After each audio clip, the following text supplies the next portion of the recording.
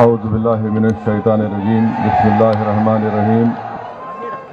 محترم حضرت مولانا خالد سیف اللہ رحمانی صاحب، صدر All India Muslim Personal Law Board, شہنشین پر تشریف فرما معزز مشائخین نظام، علماء کرام اور ہمارے وطن عزیز کے نمائندہ مسلم آرگنائزیشنز کے تمام ذمہ دار، میری عزت ماں اور بہنوں، محترم حاضرین اکرام، ہم اور آپ نے ماشاءاللہ بہترین بصیرت افروز خطابات کو سنا۔ میں صرف دو تین باتیں آپ کے سامنے رکھ کر اپنی بات کو مکمل کر لوں گا۔ بی جے پی نے ایک 16 پیجز کا ایک بکلیٹ نکالا ہے اور ایک 4 پیجز کا پامفلیٹ نکالا ہے، تو میں کوشش کروں گا کہ اس بکلیٹ کا اور یہ 4 پیجز کا ہم پورا اچھی طریقے سے، حلال طریقے سے پوسٹ مارٹم کر سکیں۔ تو اس میں بی جے پی نے اس 16 پیج کے بکلیٹ میں لکھا ہے کہ 70% وقف کی جائیدادوں پر قبضہ ہو چکا ہے۔ تو ہم بھارت کے وزیر اعظم سے پوچھنا چاہتے ہیں، جب آپ اس بات کا اقرار کر رہے ہیں کہ 70% وقف کی جائیداد پر قبضہ ہو چکا ہے، تو آپ ان جائیدادوں پر جو لوگ قابض ہیں ان کو آپ مالک بنا رہے ہیں لمیٹیشن ایکٹ لگا کر۔ 70% اگر پراپرٹیز پر جو لوگ قابض ہیں، لمیٹیشن ایکٹ کے اپلیکیشن پر جو اپلائی ہو چکا ہے، اور مجھے یقین ہے کہ کئی ریاستوں میں ان کو میوٹیشن کروا کے ان کو مالک بھی بنا دیا گیا ہوگا، تو یہ قانون نریندر مودی وقف کو بچانے کے لیے نہیں لائے ہیں، وقف کے قابض لینڈ گرابروں کو مالک بنانے کے لائے ہیں۔ دوسرا، انہوں نے یہ کہا کہ پورے مسلم سماج کی تائید حاصل ہے۔ میں ان سے پوچھنا چاہتا ہوں، جو آپ کے ساتھ میں میر جعفر، میر صادق نہیں ٹھہرے، آپ کے سامنے ابو جہل، ابو لہب، یزید کھڑے ہوئے ہیں اور وقت کے فرعون کے ساتھ کھڑے ہوئے لوگ۔ یہ میں اور محب اللہ صاحب، ہم لوگ پارلیمنٹ کی کمیٹی کے رکن تھے۔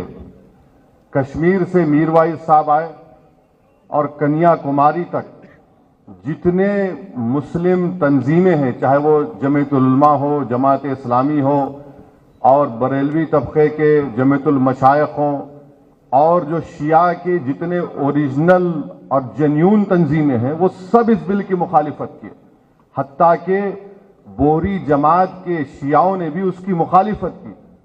ہم پوچھنا چاہ رہے ہیں وزیر اعظم سے کہ آخر یہ کون سے لوگ ہیں جو آپ کے اس کالے قانون کی تائید کر رہے ہیں؟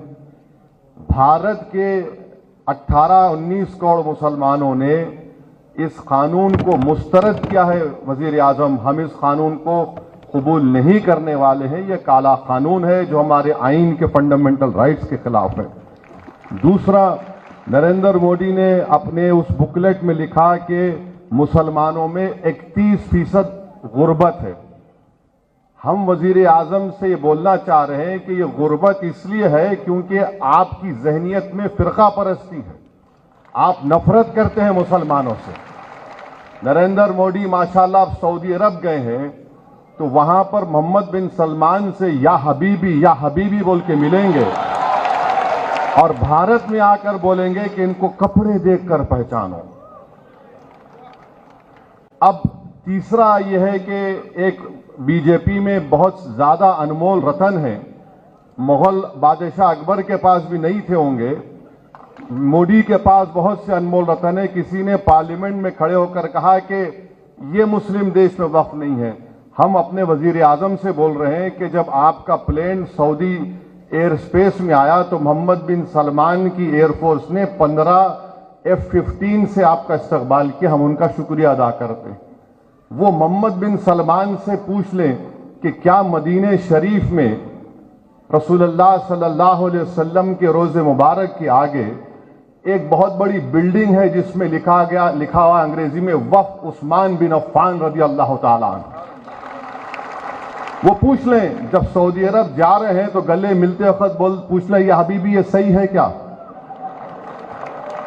کیونکہ بورڈ لکھا ہوا ہے. تو ہر اسلامی ملک میں، مسلم ملک میں، چاہے وہاں پر جمہوریت ہو یا بادشاہت ہو، وقف کا تصور ہے اور رہے گا.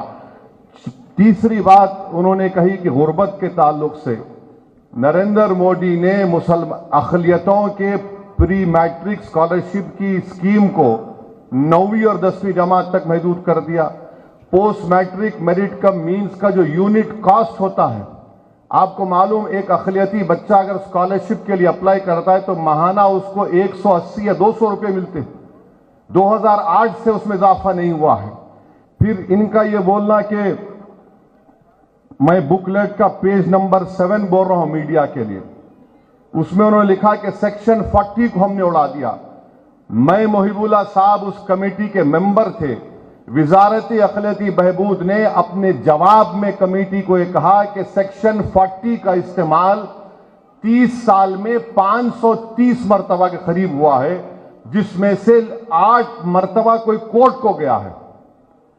تو یہ سیکشن 40 کا جو ایک تصور کھڑا کیا گیا کہ جہاں پر ہاتھ رکھ دیے وقف ہو جاتی ہے، لکھ کر دیا منسٹری آف مائنورٹی افیئر نے.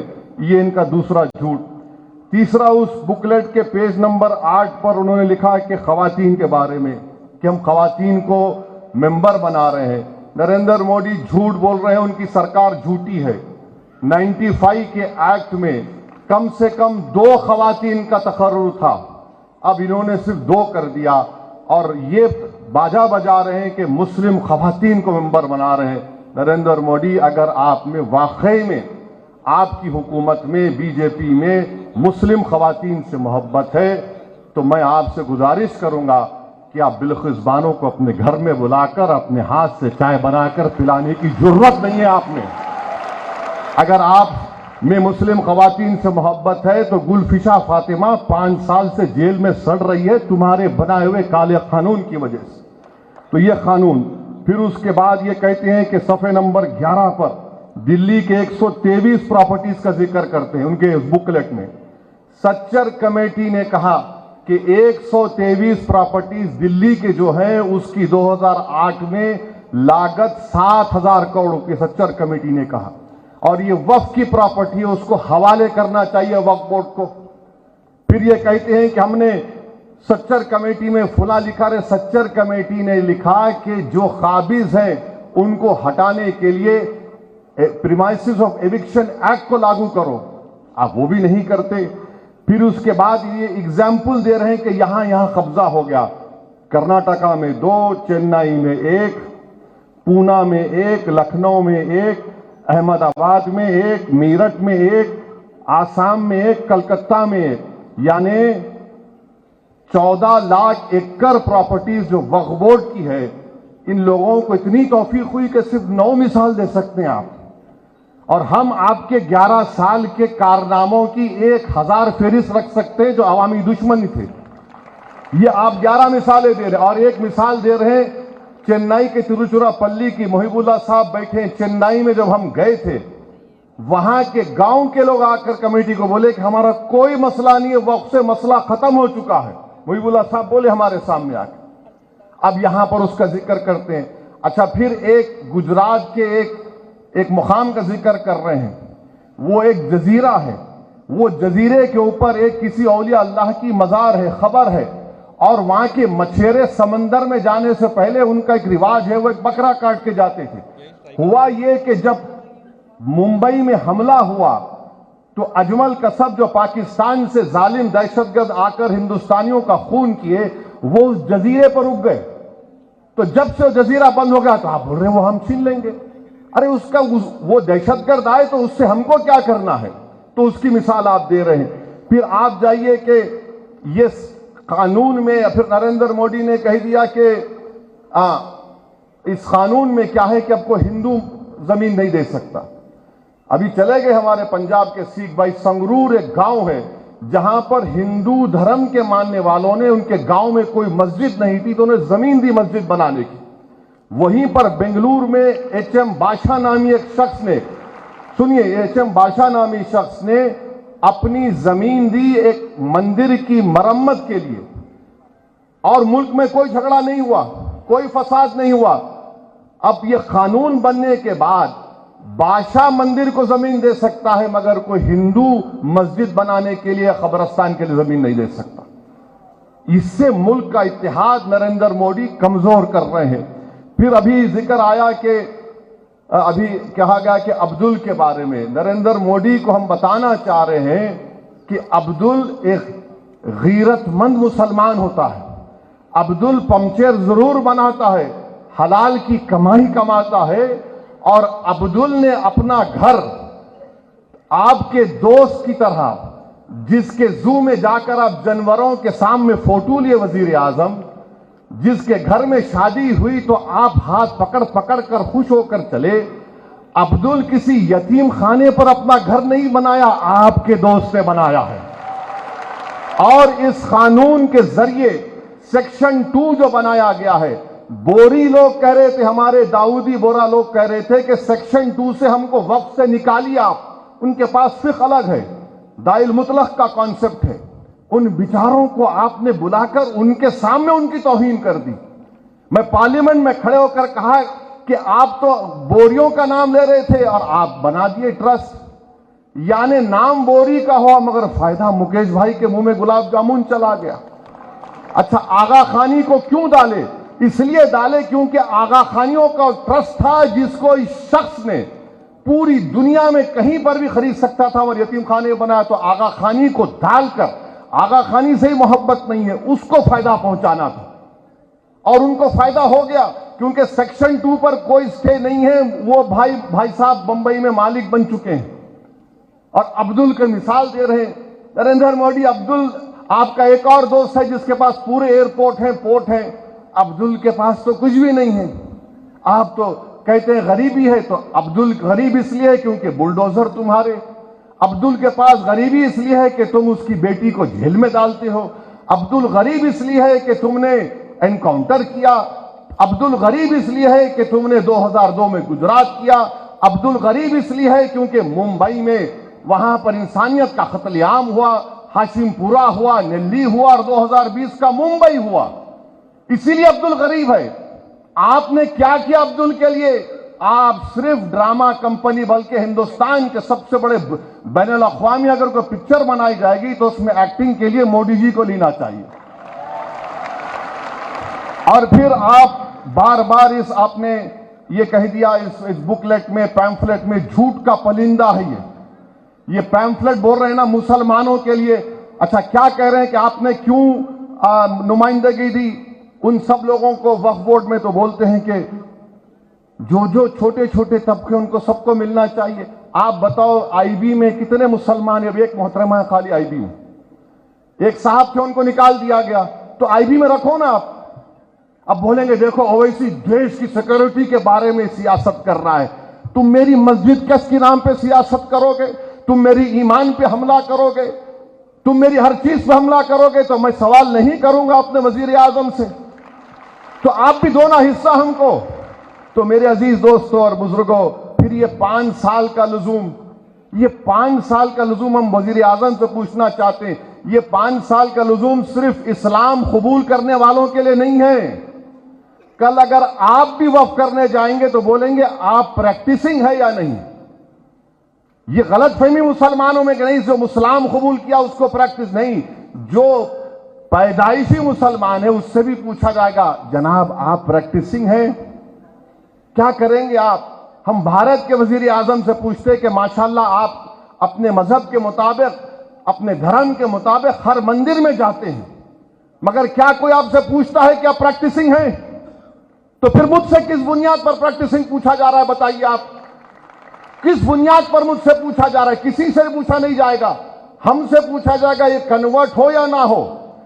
اس میں لفظ اچھا اس میں کانٹروینس لکھا گیا، اگر اس میں کوئی غلطی رہے گی تو آپ وہ بھی نکال لیں گے۔ تو جتنا یہ قانون بنایا گیا ہے یہ صرف وقف کی جائیدادوں کو برباد کرنے کے لیے، اور اتر پردیش کوشامبی میں میڈیا نے رپورٹ کیا کہ 58 ایکڑ وقف کی جائیداد گورنمنٹ پراپرٹی کے نام پر رجسٹر کر لی گئی، گورنمنٹ پراپرٹی کے نام پر رجسٹر کر لی گئی۔ تو میرے عزیز دوستوں اور بزرگوں، میری عزتدار اور ماں اور بہنوں، آل انڈیا مسلم پرسنل لا بورڈ کا یہ جو پروگرام ہے، آپ سے ہم گزارش کرتے ہیں کہ پورے ملک میں آپ اس کا ساتھ دیجئے، اور یہ جو ابو لہب، ابو جہل اور ہمارے جتنے یہ جوکر ہیں، اب اس قانون میں کہہ دیا گیا کہ آپ اورلی کسی کو متولی نہیں بنا سکتے۔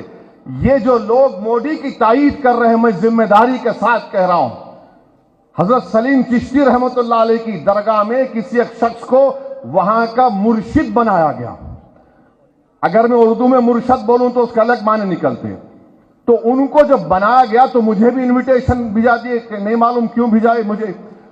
تو کیا ہوا دیکھیے، اگر وہ قانون پاس ہونے سے پہلے بناتے، محب اللہ صاحب آپ بھی گئے تھے شاید دعوت میں ان کے پاس، ان کی جو انہوں بن گئے گدی نشین جو بن گئے انہوں، خیر وہ الگ بات ہے کہ صوفی اور کوفی کون ہے۔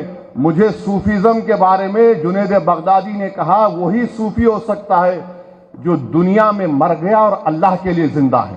یہ لوگ کیا کر رہے ہیں؟ یہ مودی کے لیے زندہ ہے کہ ان کے پپا ہیں وہ۔ تو وہاں پر یہ اب انہوں نے اپنے بیٹے کو متولی جانشین بنا دیا، تو قانون اب بن گیا، بنا کے دکھاؤ، آپ نہیں بنا سکتے۔ تو یہ لوگ ایک تماشا کر رہے ہیں، اور جتنے ٹی وی چینل پر ان تمام جوکروں کو لا کے بٹھا رہے ہیں، یہ تمام کے تمام ایک سیکشن ہم کو بتا دو جو وقف بورڈ کی 70% زمین پر قابض ہے، اس کو حاصل کر لیا جائے گا۔ بتاؤ ہم کو، آپ کوئی نہیں بتا سکتے۔ قانون اس لیے بنایا گیا تاکہ آر ایس ایس کے 100 سال کے جشن جو منایا جا رہا ہے، یہ آر ایس ایس کو ایک تحفہ دینے کے لیے، اور اس ملک کے سیکولرزم کو، اس ملک کی آئین کو کمزور کرنے کے لیے، اس ملک کی تہذیبوں کو ختم کرنے کے لیے، اور مسلمانوں کے ایمان پر، ان کی مذہبی عبادت گاہوں پر نشانہ بنانے کے لیے۔ اور میں کلب جواد صاحب کو فون کر کے بتایا ہوں کہ سیکشن 3D پارلیمنٹ میں اس پر کوئی بات ہی نہیں کیا۔ میں نے کہا کہ 100 ASI کے پروٹیکٹڈ مانیومنٹ چلے جائیں گے، دلی کے 180 ASI کے مانیومنٹ سے وقف کی جائیداد نہیں رہیں گے، اب وہ نکل گئے ہمارے ہاتھ سے۔ ایویکیو پراپرٹی ایکٹ ہمارے ہاتھ سے نکل گئی، جو پنجاب ہریانہ میں ہزاروں ایکڑ زمین ہے سب ہمارے ہاتھ سے نکل گئی۔ تو یہ لڑائی لڑنا ہے تاکہ جب مورخ یہ تاریخ لکھے گا آج سے 100 سال کے بعد، تو وہ لکھے گا کہ ہاں 2025 میں ایسے مرد مجاہد اور ایسی ہماری بہنیں اٹھ کھڑی ہوئی تھی جنہوں نے جس جگہ کا مالک اللہ ہے اس کی حفاظت کے لیے انہوں نے جدوجہد کی، اور انہیں اس کو اللہ ہم کو کامیاب کرے گا۔ پیچھے ہٹنے کا سوال نہیں ہے۔ جب تک قانون واپس نہیں لیا جاتا ہم لڑتے رہیں گے۔ ہم عدالت میں بھی قانونی کارروائی چل رہی ہے، مگر جو سیکشن پر سٹے نہیں ہوا ہے، ہم تو پراپرٹی روز اس کو کھو رہے ہیں۔ میں شکر گزار ہوں صدر محترم کا، ہم نے تو الحمدللہ حیدرآباد میں کامیاب احتجاج کیا۔ ہم امید کرتے ہیں کہ دیش کے کونے کونے میں ہزاروں نہیں بلکہ لاکھوں کی تعداد میں ہندو، مسلمان، سکھ، عیسائی سب آئیں گے۔ یہ آئین کو بچانا ہے، بھارت کی طاقت، اس کی خوبصورتی بھائی چارگی ہے، اس کو بچانا ہے۔ آئیے ہم سب مل کر اس کالے قانون کو شکست دیں۔ وآخر دعوانا الحمدللہ رب العالمین۔